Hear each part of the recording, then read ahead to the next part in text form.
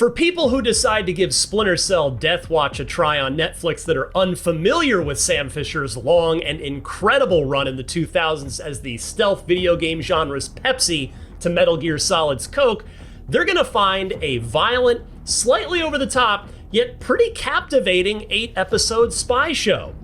But for those of us who've loved Splinter Cell for over 20 years and waited more than half of that time for a new game, Deathwatch will be all of those things, but also a bit bittersweet.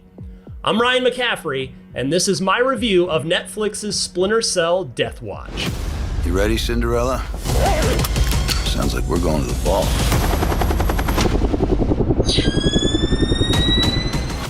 First, the sweet part of bittersweet is that the show is quite good. The characters are all fun and have important roles to play in moving the story forward. Liev Schreiber is an outstanding understudy to Michael Ironside from the games as the voice of Fisher, and the show is paced well enough that I kept eagerly pressing the next episode button until I finished all 8 parts, both times I watched it. The bitter comes from the realization that not only are we still no closer to a new Splinter Cell game, but this show is so far along in the timeline that we might not have much more time with my favorite sardonic super spy. You're a hard man to reach, Sam Fisher. Yes, Deathwatch picks up decades after Splinter Cell Blacklist, the most recent game. Anna Grimm's daughter, is running the Shadow Ops US government agency 4th Echelon, and Sam Fisher's living a quiet, night vision goggle-free life on a farm in Poland. In fact, Sam has all of 2 lines of dialogue in the entire first episode. That's because Deathwatch begins by tracking young agent Zinnia McKenna, voiced by Kirby Howell-Baptiste, in the middle of an op gone bad. The fellow agent that she's been sent to Lithuania to extract is quite dead, the victim of torture, in fact. Her youthful rage sends her to make a mistake Fisher wouldn't, and before long, all hell has broken loose, with Fisher being very unwittingly roped into the whole mess and back to the life he thought he'd left behind. By the end of the first episode, I was intrigued and ready for the rest of the series. Not to mention relieved that Sam was clearly going to be a central part of Deathwatch, and that showrunner Derek Kolstad, whose action resume includes creating John Wick, wasn't simply resurrecting Fisher to try and hand off the Splinter Cell brand to McKenna and a new generation of 4th Echelon agents. No. By the end of the second episode, Sam is very much the star of the show, and season 1 is better for it. This job makes you question everything, but we have to keep trying. As someone to whom Splinter Cell means a lot, I've completed every single Splinter Cell game in the series. Yes, that even includes Splinter Cell Essentials on the PSP. The great Michael Ironside will always be my Sam Fisher. And it would have been particularly fitting for Ironside to get the role here, since Deathwatch's Fisher is advanced in age and Ironside himself is 75.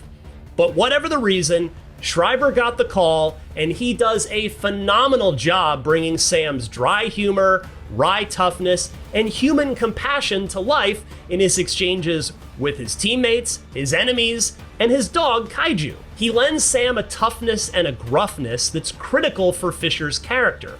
I love him in this role, and I look forward to more of his Sam Fisher if we're lucky enough to get a season 2. Don't be afraid. Darkness is a good thing. It's also worth noting how violent this show is. Far more so than the games. Sure, you could kill everyone when playing, but Deathwatch is not shy about showing the grisly details. You will see scalpels and fingers driven into eyeballs, knives jammed into the sides of skulls, bullets fired into heads, knives rammed into guts, and worse. This isn't a complaint, though. I liked what the violence brought to Deathwatch because it helped illustrate how life or death each encounter is to these lone wolf spies slinking around the shadows. And speaking of the shadows, there is plenty of spy work done in this incarnation of Splinter Cell. Though if this was Blacklist, McKenna would be doing a Ghost playthrough, and Sam would be playing Panther style. He racks up quite a body count across the 8 episodes, which I could only chuckle at because it's the exact opposite of the way that I typically play the games.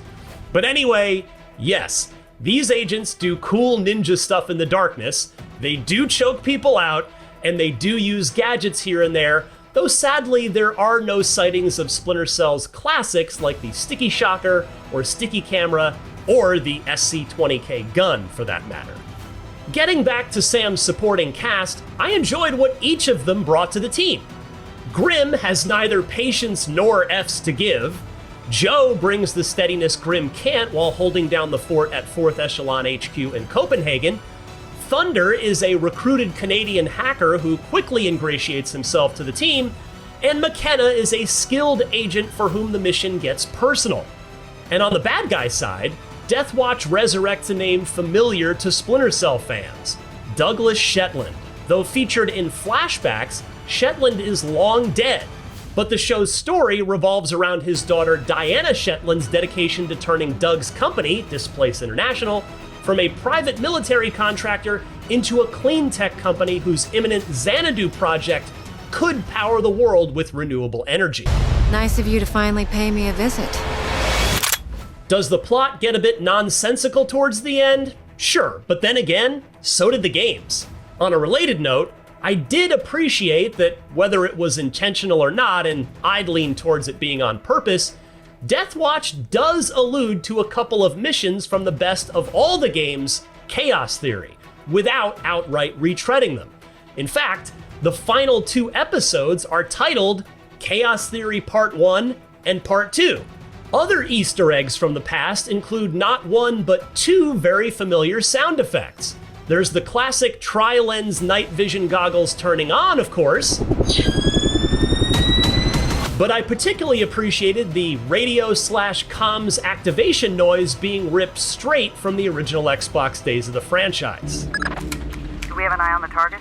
Circling back to the bittersweetness of this series, while there's certainly nothing stopping Ubisoft, who produced this show, and Netflix from keeping animated Splinter Cell alive for many years to come by simply doing flashback seasons that take us back to Sam Fisher's prime super spy days, the more likely reality is that this old man Sam isn't going to be around for the long haul by nature of where this show starts us in Fisher's life. If that proves to be the case, it either means this show itself will be with us all too briefly, or Schreiber's Fisher will hand the reins to Howell Baptiste's McKenna, which audiences might resist, as it'd be like killing off Batman and turning it into a Robin show.